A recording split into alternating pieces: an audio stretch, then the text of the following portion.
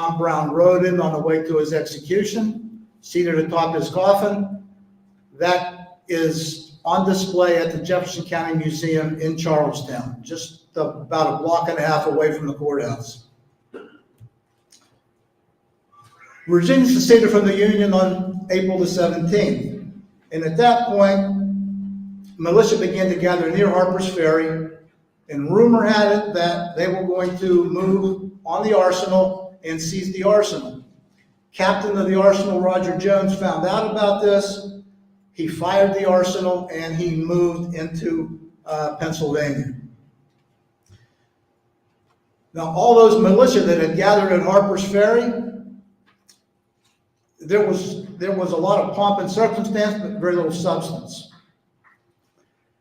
Nobody was in charge, so Thomas Jackson was sent in by the Governor Letcher of Virginia to assume command, and he gradually molded that ragtag group of men into an efficient fighting force, and that would be the beginning of the famed Stonewall Brigade. And Jackson continued to harass the B&O all the time he was there.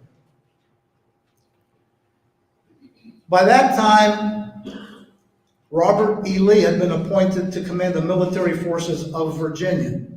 He sent Colonel Porterfield to Grafton to assume command of the troops that were being raised there. When he got there, he didn't like what he saw. He knew that he could not hold Grafton because it was a Union town, so he retreated south with his men to Philippi. Now, on May the 26th,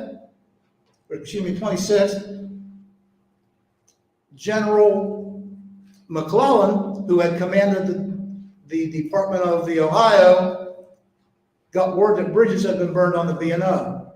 So the next day, in order to protect the B&O and to protect the loyal citizens of Virginia, he launched an invasion into western Virginia. Troops came from Wheeling, from Parkersburg, and converged on Grafton by June 1st. A mission had been planned for the next day on Philippi. Two wings or two detachments would move on Philippi. One was under the command of right here, Colonel Benjamin Franklin Kelly, who brought the 1st Virginia Infantry from Wheeling, and the other wing would be commanded by Colonel Ebenezer Dumont. The plan was to approach Philippi from opposite sides so they could converge and trap the Confederates. Well, Dumont arrived at his designated point, a ridge overlooking Philippi. As you can see right here, Philippi's down in here. Meanwhile, Kelly was having problems. It was dark, it was storming, raining like crazy. He got lost. Colin took a wrong turn. Anyway, they ended up on the same side of town as Colonel Dumont. As you can see here, this is Philippi. They were to come in from one end, from the other end, trap the Confederates in the middle. Up to that time, the Confederates had no idea that they were there. It was dark, it was storming. They didn't set out any pickets to warn of the enemy approach. A lot of the men that were out were huddled, seeking shelter in barns, in the covered ridge itself. So when the first cannon shot went off, that was their first inkling that they were in trouble. They put up a resistance at first. Colonel Dumont's column came down the hill, led by, led by a command. Colonel Kelly's column, back up real quick. Here they are firing off the cannon. If you look over here, That's Colonel Kelly's command coming in. So Colonel Frederick Lander led the Confederates down across the bridge, right here. Colonel Kelly brought his force in from right here, and it met right on the corner here, right by Sheets. Well, I'm assuming it wasn't there then, but that's what it is there now. So they converged there simultaneously, and while they coming through town, Colonel Kelly was shot through the chest, fell from his horse. At first, it was thought that the wound was mortal, but he was a stubborn old coot, and he recovered and went on to command the Department of West Virginia. Confederates turned tail and ran in the opposite direction. They got out of there so fast that the engagement became known as the Philippine Races. Now, General Robert Selden Garnett had been called in to replace Colonel Porterfield after that. He saw a need to fortify 2 points. One of those points was Rich Mountain, the other was Laurel Hill. Those were important peaks because they were on opposite sides of the Parkersburg-Staunton Turnpike, the main road through northwestern Virginia. Garnett himself fortified Laurel Hill because he expected that any attack would come at that point, and he sent a force to fortify Ridge Mountain. And that command would be under the command of Colonel Pegram. Finally, McClellan shows up.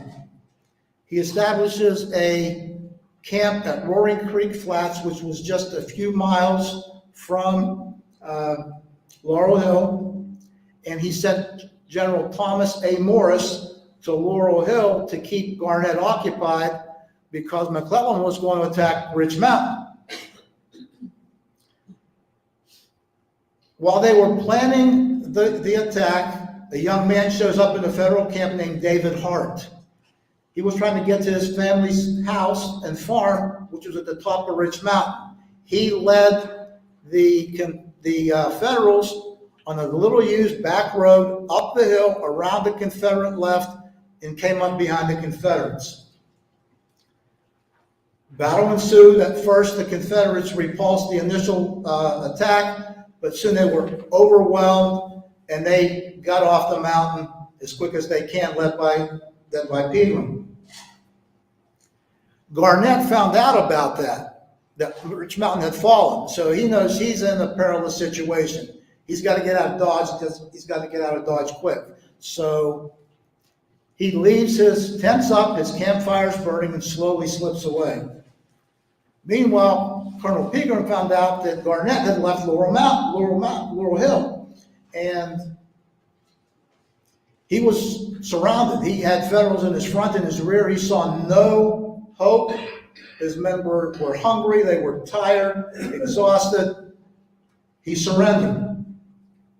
Meanwhile, Garnett was proceeding south on the Parkersburg-Staunton Turnpike when he got intelligence that the Federals blocked his path at Beverly. So he turned into the Cheat River Valley to avoid the Federals. Only problem was his intelligence was wrong. His path wasn't blocked at Beverly. So General Morris discovered what had happened, that Garnett had tried to get away, so he pursued. Finally caught up with the Confederate rear guard at a crossing called Corrick's Ford. Battle ensued. General Garnett came back to see what was happening, tried to rally his men. Now, he was a pretty inviting target on horseback. It wasn't soon before he was shot dead. He fell from his horse, becoming the first general killed in the Civil War. Now, mind you, all this stuff is happening before First Manassas, or First Bull Run, which many consider to be the start of the war, the first battle. At this point, General McClellan had been promoted to the Army of the Potomac and General-in-Chief of all armies. So General William Rosecrans took command in Western Virginia. He found out that a federal force had been whipped, and pretty thoroughly, at a place called Kessler's Cross Lanes. So he came south from Clarksburg with about 5,000 men, encountered the Confederate force at Carnifex Ferry, commanded by General John Floyd. Rosecrans was forced to send his men into battle as they arrived on the field, unit by unit, instead of massing for one huge attack. But darkness ended the firing, and Floyd, knowing he had no chance, that night he retreated across the Gauley River. Both armies considered that a victory. They both claimed victory. They sent messages to their headquarters, we were victorious. I think if you leave the field, you're not victorious. Cheat Mountain Summit. Cheat Mountain Summit was significant because it was Robert E. Lee's first field command. Since General Garnett had been killed, General William Wing Loring was named to replace him. And Loring didn't like Lee. He did not like taking orders from Lee because he had outranked Lee in the old army. So whenever Loring could drag his feet, he did. An attack that should have happened at the beginning of August didn't happen until September the 12th. At that point, the plan was Lee had assigned Colonel Albert Russ to take the summit. And Loring would wait on the opposite side, and he would attack when he heard the sounds of battle from Colonel Russ calling.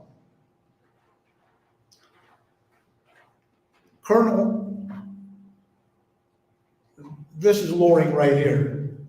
This is Colonel Nathan Kimball. Of course, you know Lee. Nathan Kimball was in command of the Federals at the summit. He sent out some skirmishers to see what was going on. Some of them were captured by Russ as they were reconnoitering the summit. Russ found out that the Federals had 4,000 men at the summit. Knowing that the summit was very well fortified, he says, I'm not going to go fight 4,000 men. He turns around, goes down the hill. When Loring doesn't hear the sounds of battle, he turns around, goes down the hill. Only problem was that there were only 300 Federals manning the summit, not 4,000. So at that point, Lee tried to maneuver, nothing came about, and newspapers started calling him at that point Granny Lee. By the end of 1861, Thomas Jackson had been promoted to Major General. He requested reinforcements. He was headquartered in Winchester. So when he requested reinforcements, who should show up? Here comes our friend General Loring, who doesn't like to take orders. He brought with him 3 brigades and 5 artillery batteries. Jackson was in the midst of planning his famed Shenandoah Valley campaign of 1862, and he needed to take the B&O. He needed to block the B&O before he began that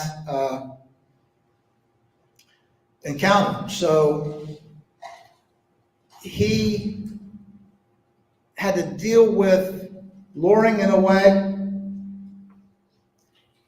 And you're going to find out here in a minute that Loring, again, wasn't going to take orders or didn't like to take orders.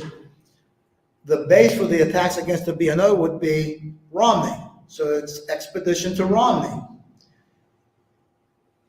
As they moved to Romney, there was a few skirmishes along the way. But as they got into the mountains, the weather turned brutal. It was bitter cold, snow. They had a heck of a time getting to Romney in the middle of nowhere. And it's really a nice town, though, now it is. But a couple of nice little Italian restaurants downtown. But when they got there, Romney was deserted. The Federals had abandoned the place. So they took Romney without a fight. They were there for about a week or so, and Jackson, considering Romney a key strategic point, he ordered Loring and his command to stay in Romney. Meanwhile, he took his men and went back to Winchester. Well, Loring didn't like that. Neither did his officers. So they went over Jackson's head to the Confederate War Secretary. In Winchester, Jackson got a telegram from the War Secretary that said to the effect, "We have reason to believe that Loring is being threatened on 2 fronts. Recall him to Winchester immediately." Well, Jackson knew darn well that Loring wasn't being threatened on any front. But being the dutiful officer that he was, he ordered Loring back to Winchester, and he promptly resigned from the Army. And it took all the convincing in the world from President Jefferson Davis to get Jackson to rescind his resignation, and he went on to achieve fame and glory in his 1862 Shenandoah Valley campaign. Now, Harper's Ferry was part of the Maryland campaign. When Lee began his Maryland campaign, he had no intention of fighting a battle at Sharpsburg, the Battle of Antietam. He had no intention of fighting a battle at Harper's Ferry. He figured that once he entered Maryland, the federal garrisons at Martinsburg and Harper's Ferry would withdraw. Lee was wrong. They did not withdraw. Now he's got a problem. There's a federal force to his rear. He can't go into Pennsylvania until he takes care of that federal force. So he assigns Jackson to take 2/3 of the army and take Harper's Ferry. And he issued probably the most complex series of orders he would issue during the war. Special Orders 141, otherwise known as the famous Lost Orders. Jackson, moving on Harper's Ferry with 3 columns. General Lafayette McLaws was assigned to take Maryland Heights, one of the peaks around Harper's Ferry. He took it with a stiff fight, but he took the heights. General John Walker was assigned to take Loudon Heights. When he got there, it was unoccupied, so he took Loudon Heights without a fight. They set up their artillery. Meanwhile, Jackson is about a mile from the top of Bolivar Heights at a point called Schoolhouse Ridge. Running along there. Well, when Walker and McLaws opened up their cannons and they shelled Harper's Ferry, and they shelled it, and they shelled it, and they shelled it, the commander, Dixon Miles, refused to surrender. Now, Jackson realizes he's got to take Bolivar Heights. The only way he can do that is across this open field that you see, uphill, sure suicide mission. The frontal assault, uphill, over open fields, can't do it. So what does Jackson do? He orders a frontal assault. But that frontal assault was a fake. Meanwhile, while he was demonstrating at Lower Bolivar Heights, this is the lower part of Bolivar Heights, he sent A.P. Hill and his division on a flanking movement down to the Shenandoah River. He went along the river and came up behind the federal command. The next morning, this is what it looked like if you looked outside. Fog. I mean, fog so thick you couldn't see. Once the fog started to lift, the shelling started again. Miles looks around, and this is what he sees. He's surrounded on all fronts. He's being shelled. He's out of long-range ammunition. He sees no other alternative but to surrender. He runs up the white flag. As one of the last volleys hits, he is wounded mortally, and command passes to General Julius White, who handles the surrender. At that point, Jackson heads off to meet Lee at Sharpsburg behind Antietam Creek. He leaves A.P. Hill Division to handle the surrender. And they would parole the prisoners. Once that happened, A.P. Hill would go to Sharpsburg, arrive there late in the afternoon on the 17th, just in time to save the Army of Northern Virginia from certain disaster.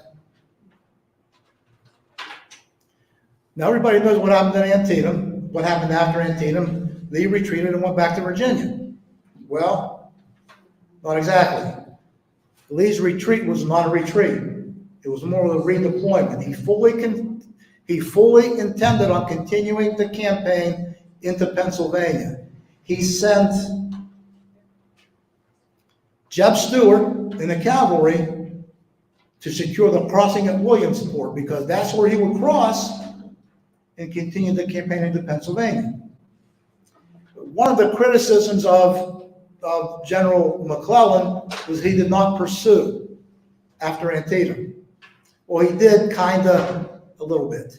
He sent General Fitzjohn Porter, you see right there, in the 5th Corps in pursuit. Meanwhile, he's figuring, well, I better send Pleasanton and half the cavalry, and I better send the 5th Corps to Williamsport to prevent any crossing that Lee might try. If Lee was going to cross, it was not going to be at Williamsport because of McClellan's foresight. So Porter's force caught up with the rear guard of Lee's army at a crossing near Shepherdstown called Butler's Ford. He arrived, the Federals arrived just as the last remnants of Lee's army were crossing.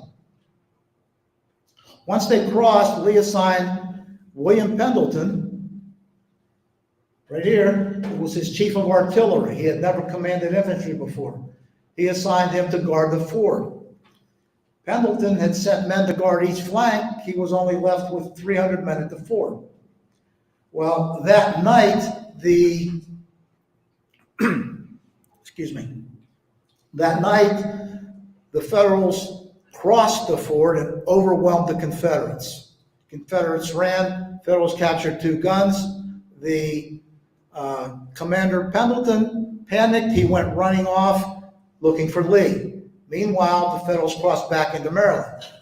When Pendleton finally found Lee, told him what happened, Lee has to get A.P. Hill, recall him, bring him back to Shepherdstown to take the fort back.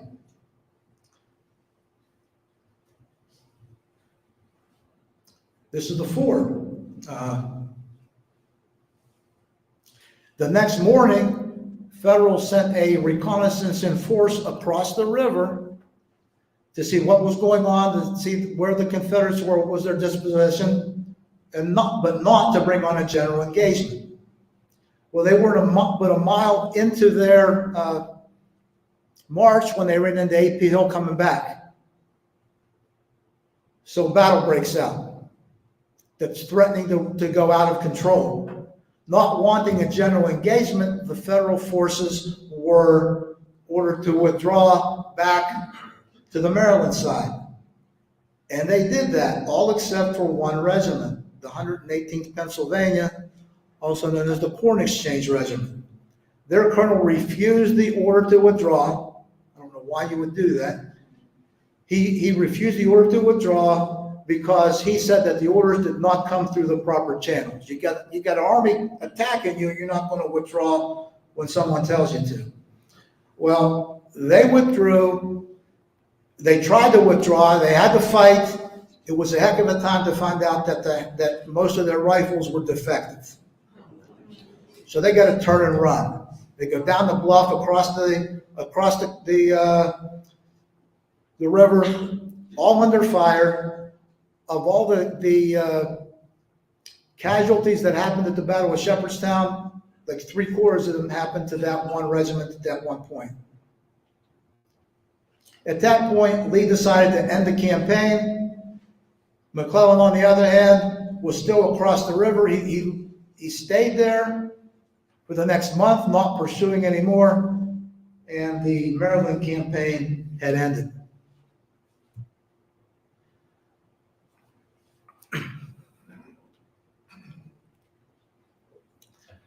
The Jones and Bowdoin raid was a raid through north central West Virginia. Combined forces of General William Grumble Jones, and that's my all-time favorite nickname from the Civil War because he looks like a grumble, and General John M. Bowdoin on this end.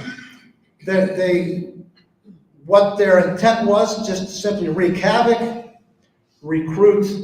get recruits, liberate horses and cattle, and so on. Well, they were fairly successful, but the things that they destroyed were quickly built back up again. One of the biggest things that they did was they destroyed or burned thousands and thousands of barrels of oil at a place called Burning Springs. This is a remnant of Burning Springs, located in Wirt County, neat little 30-acre park. How much they burn depends on who you listen to. Estimates range anywhere from 20,000 to over 100,000 barrels of oil. And I think probably it's somewhere in between. White Sulphur Springs. The Battle of White Sulphur Springs is often called the Battle of the Law Books. Colonel Kelly, now General Kelly, had recovered. He had ordered an expedition to Louisburg to seize the law library. Because West Virginia had just become a state, they needed the law library and the books for the new state of West Virginia. William Averill was sent south to Louisburg to take the town and get the books. A Confederate force was sent to intercept him, commanded by this man. His name was Colonel George S. Patton. He was the grandfather of General Patton of World War II fame. Battle ensued. They fought to a standstill. The next day, the Federals, running low on ammunition, retreated. They never did get the law books. Bulltown, located in Braxton County. If you've ever been to Flatwoods, it's in that area. It was probably the most insignificant battle that there was in West Virginia. The Confederates were attacking, at least on this map, this way is north. The garrison at Bulltown fought off the Confederates, repulsed them handily. The significance is that if the Confederates had been able to break through there was nothing between them and the Ohio River.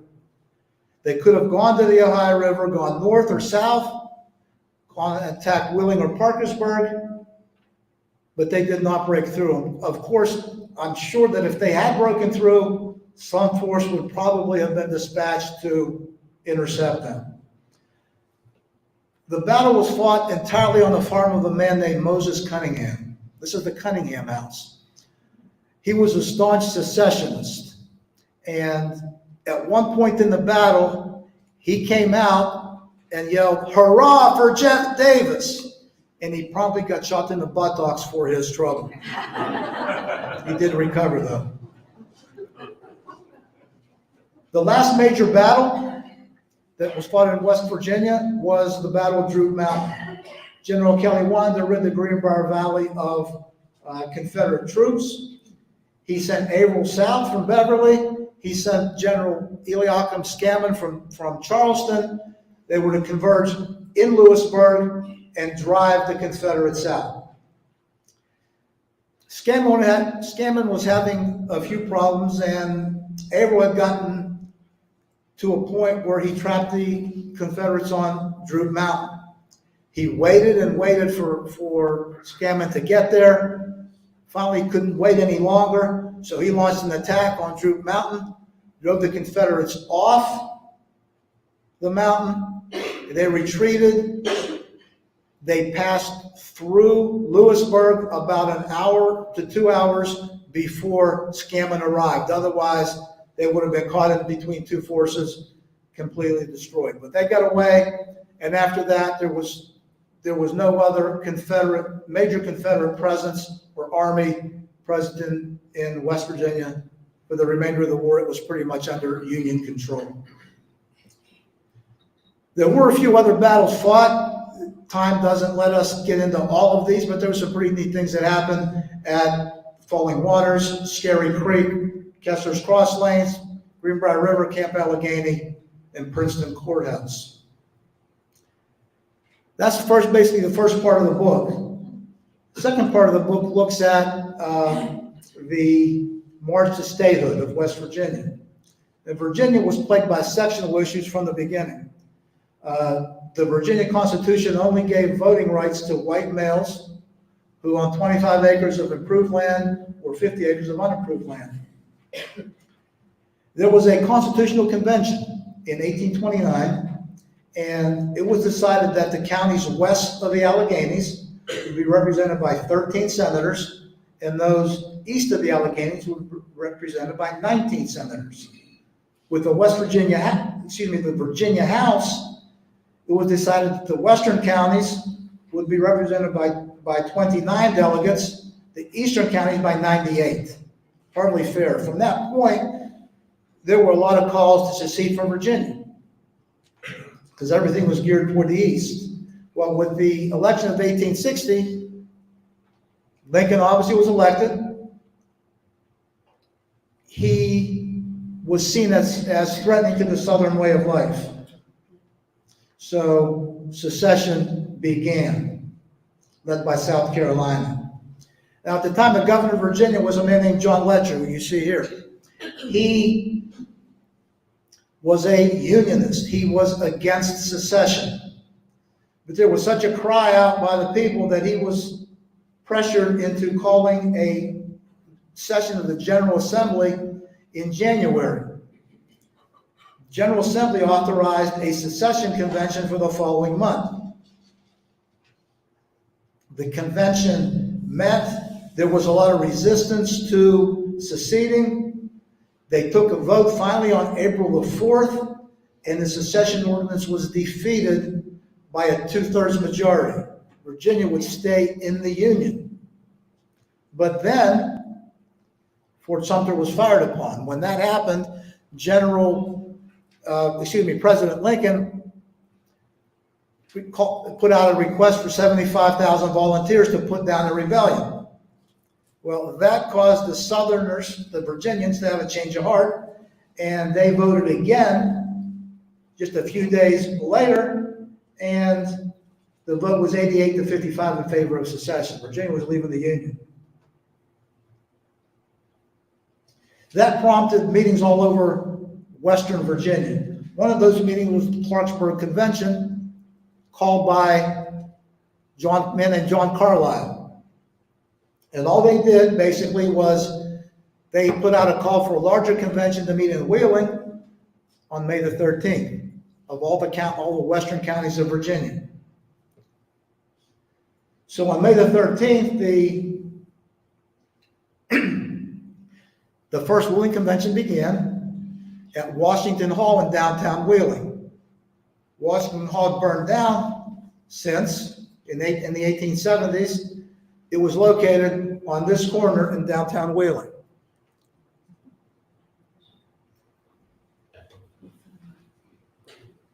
So delegates met at Washington Hall to consider their response to the ordinance of secession. There was one group of delegates led by John Carlisle who wanted immediate statehood. They wanted a new state, and they wanted it now. John Carlisle gave a speech at that convention. Let us act. Let us repudiate these monstrous usurpations. Let us show our loyalty to Virginia and the Union.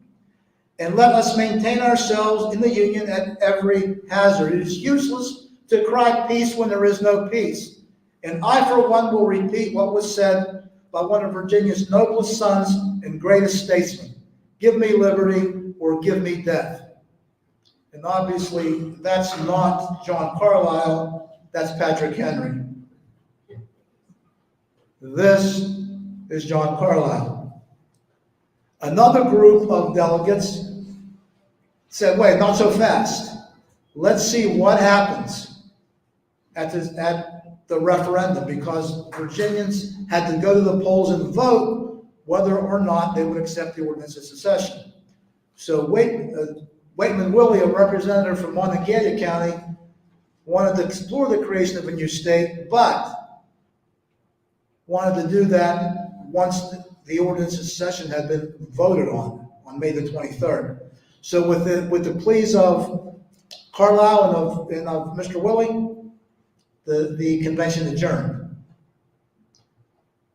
Well, you know what happened. The secession ordinance was passed. So on June the 12th, the second Wheeling Convention started in Washington Hall. A man named Arthur Borman was selected as president of the convention. The next day, since space was so tight, they moved the convention to the Custom House, which currently is Independence Hall. At this point, the chief question that faced all the delegates was to go ahead with the formation of a new state or to reorganize the Virginia government.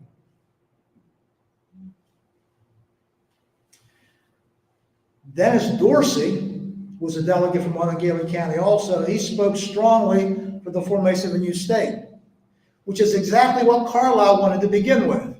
But now Carlyle does this. He doesn't about face.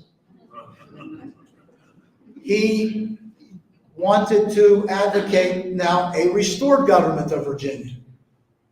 This wouldn't be the first time that he would about face. He was famous for that. So on June the 19th, the delegates voted on the reorganization ordinance. It was passed unanimously, and Francis Pierpont was appointed the first governor. So now there was a government of Virginia that would be recognized by the United States Congress. At that point, Pierpont called for a special session of the General Assembly. He had begun a dialogue with President Lincoln. He had requested protection for the people of Western Virginia, to which Lincoln readily agreed.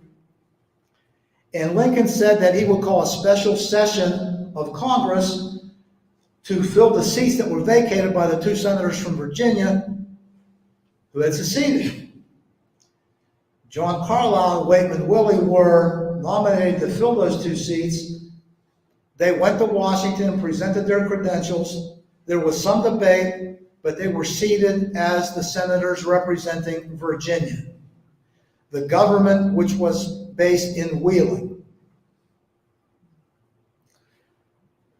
So at that point, the second Wheeling Convention, the second session began on August the 6th. And at this point, the primary concern of the delegates was the identification of the counties which would comprise the new state. 48 counties were decided upon.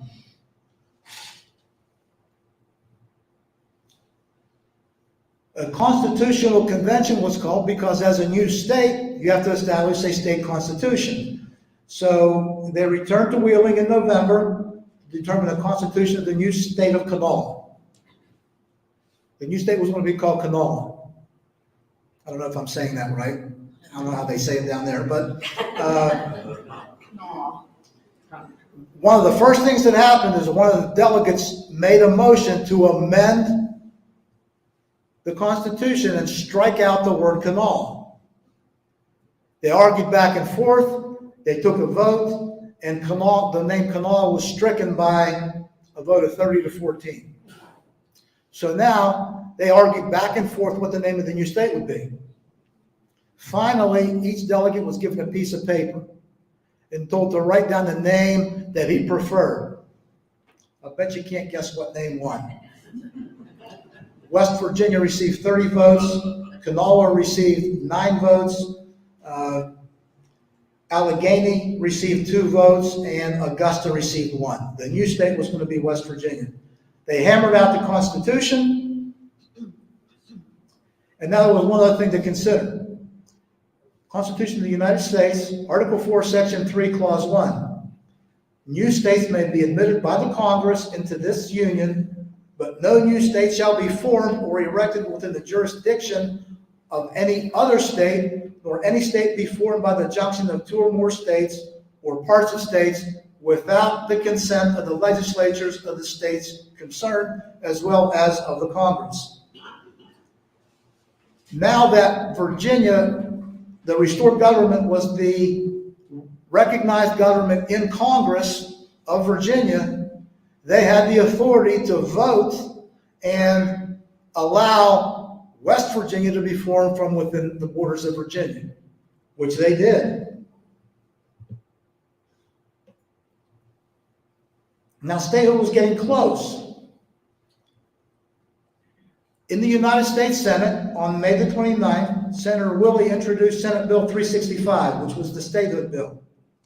The bill was referred to the Committee on Territories, and Senator Carlisle, being on that committee, was assigned to write the statehood bill. At this point, he went completely bonkers. He made unilateral changes to the bill. He added 15 more counties, things that he wanted, and when it came out, people, they were flabbergasted. How could he make these changes? So they argued about it. They would table the bill. They'd argue about it. It'd be brought back. They'd argue about it again. It looked like the statehood bill was going down the drain until Senator Willie offered an amendment. That amendment provided for gradual constitution of slaves within West Virginia. That was enough to get the Senate to pass the bill by a vote of 23-17, and Senator Carlisle, who originally wanted a state and wanted it now, voted against the statehood bill. At that point, his political career was done.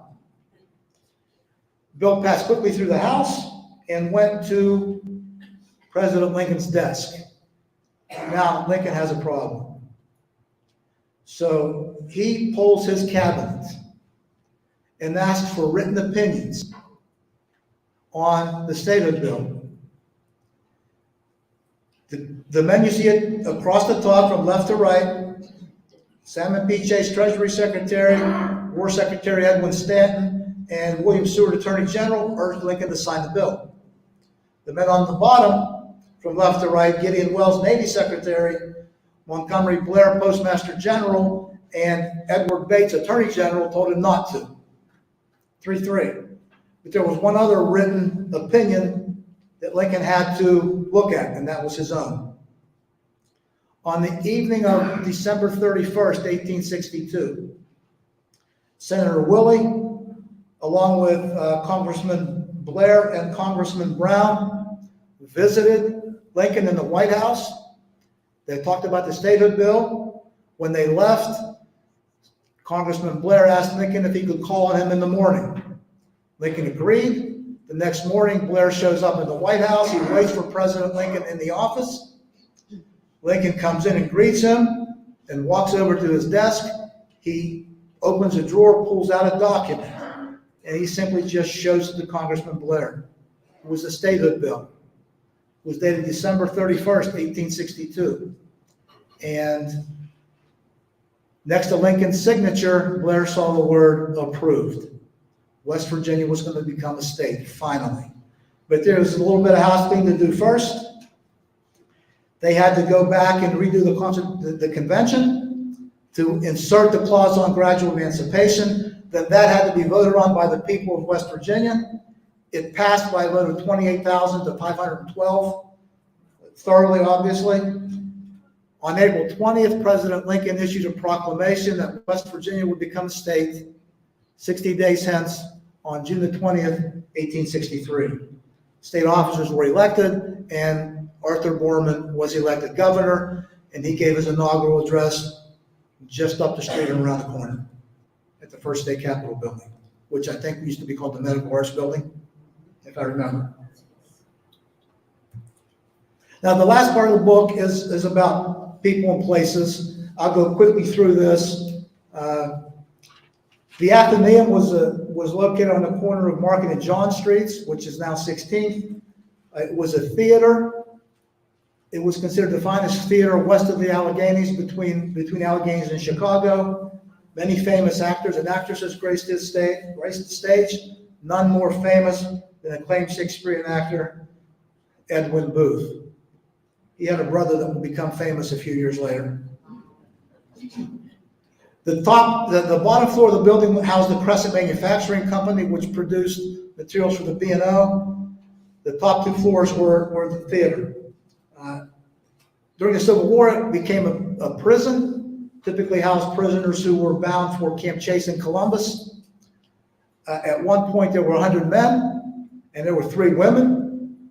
There was a women's section, and a newspaper article in the Daily Intelligencer said that the superintendent reported that 3 women were more trouble than all the men put together.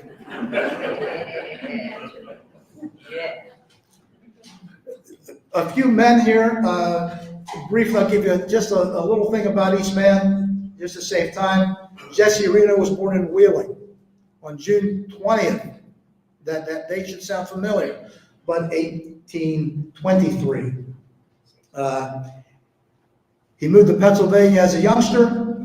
West Point class of 1846, probably the most famous class in West Point history. He graduated 8th out of 59 students. During the Maryland campaign, he was in command of the 9th Corps. At the Battle of South Mountain, he was killed. Martin Robeson Delaney was from Charlestown, part of the Underground Railroad. He partnered with Frederick Douglass on an abolitionist paper. 1865, he became the first black officer to hold field command in the Army. Benjamin Franklin Kelly originally was from New Hampshire, settled in Wheeling, took command of the 1st Virginia Infantry, and led the assault on Philippi. He's buried at Arlington National Cemetery. General Thomas J. Jackson was born in Clarksburg. He lived with an uncle in his youth near Weston. He struggled at West Point. At first, after his first year, he was 57. He was in the 50s. He had moved up to 17th in his class by the end of that time. Professor of VMI, and wounded by friendly fire at Chancellorsville. His arm was amputated. He was brought to this house on the Chandler Estate near Guinea Station, and looked like he was recovering, but he developed pneumonia and he died in the bed that you see up there. It's the actual bed that Stonewall Jackson died in, not the mattresses or the sheets or anything, but the actual bedpost itself was the one he died in. James Hanger was a Confederate private. He arrived in Philippi on the evening of June the 2nd with his unit was in a barn seeking shelter. When that first cannonball came through, mangled his leg. His leg ended up being amputated 7 inches below the hip. He became the first amputee of the Civil War. Went home. In the prisoner exchange, he developed his own prosthetic limb. He is the founder of Hanger Prosthetics and Orthopedics, one of the largest in the world. And they do have a office in Wheeling, on the backside of Wheeling Hill. Jonathan Lockwood was born in Dilly's Bottom, Ohio, but he spent his life in Moundsville. At Gettysburg, he commanded the 7th West Virginia Infantry, the only infantry regiment that was there at the time. He was wounded when a bullet struck his scabbard of his sword, developed a hernia. 30 years later, that hernia strangulated and he died. David Hunter Strother was known as the Port Crayon, was one of the preeminent artists and illustrators in the eastern United States. He was commissioned a captain in 1862. A lot of his drawings were seen in the newspaper called Harper's Weekly. On his retirement, he was breveted as a brigadier general. Albert Galton Jenkins was born in Cabell County, family estate called Greenbottom. He organized a group called the Border Rangers, which ended up becoming Company E of the 8th Virginia Cavalry. He was wounded in the Battle of Cloyd's Mountain and died 2 weeks later. The fighting doctors, these guys were all medical doctors who at some point during the war were commissioned as officers of the infantry or cavalry. From left to right, Colonel Joseph Thoburn from Wheeling. He was actually born in Ireland. He lived in Wheeling most of his life. He was killed at the Battle of Cedar Creek. He is buried at Mountwood Cemetery at the top of Wheeling Hill. His funeral procession was over a mile long, one of the longest in Wheeling at the time. Henry Capehart was born in Johnstown, but he was in the 1st Virginia Cavalry. Colonel Capehart won the Medal of Honor in 1895, which was 34 years after the Civil War started. So on the far right is Thomas Maylie Harris from Harrisville in Wood County, which is now Ritchie County. He was part of the federal commission, the military commission that tried the Lincoln conspirators. I'm not going to tell you a whole lot about the spies. I'll let you find that out for yourself if you want.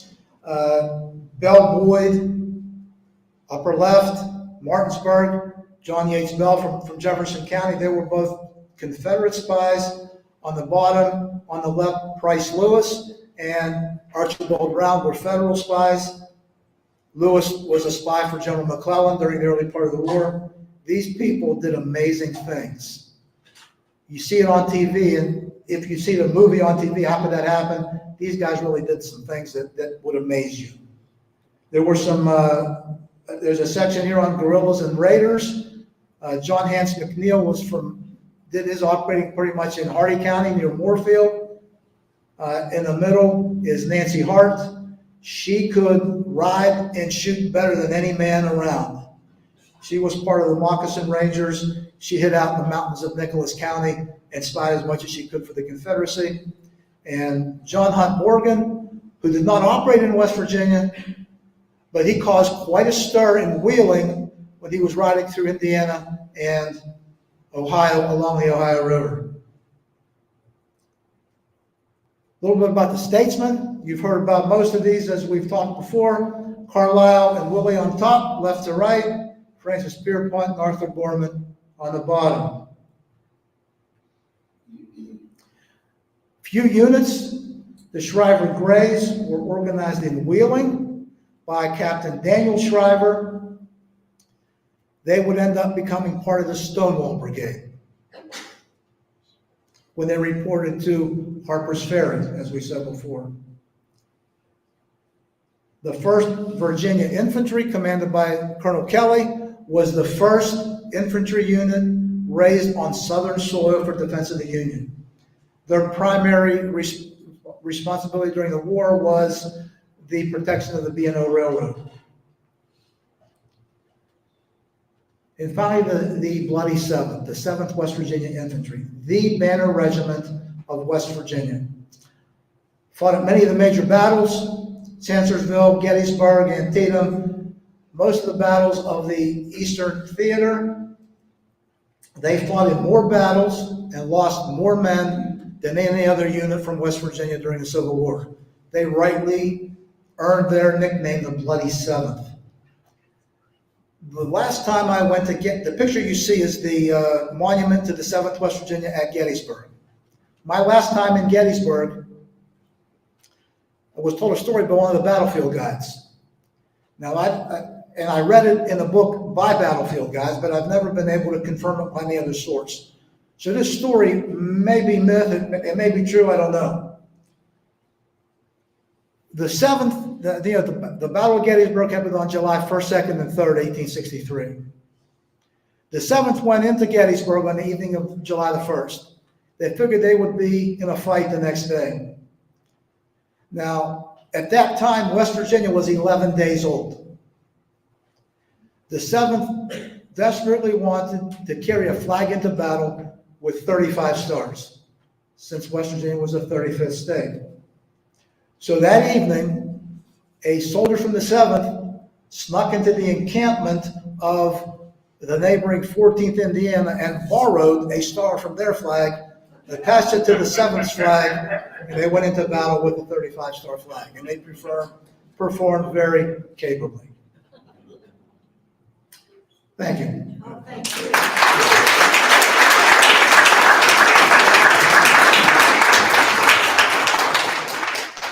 If anybody has any comments or any questions, I'd be free to respond. If I can, I have some books up here if you want. They're available as you leave. Yes. Are all those pictures included in your book? Yes. Yes. That last flag you're talking about, does it still exist somewhere? I do not think so. There are flags at Independence Hall. That's not one of them. I don't know whatever happened to that. Again, I don't know if it's completely true. But again, the battlefield guy swore it was, but I can't confirm at any other point. There are some neat flags. If you go second floor at Independence Hall, you can spend a couple hours there looking at the flags. Is that open daily? I believe so, yes. I don't think it's open on Sundays. Oh, thank you.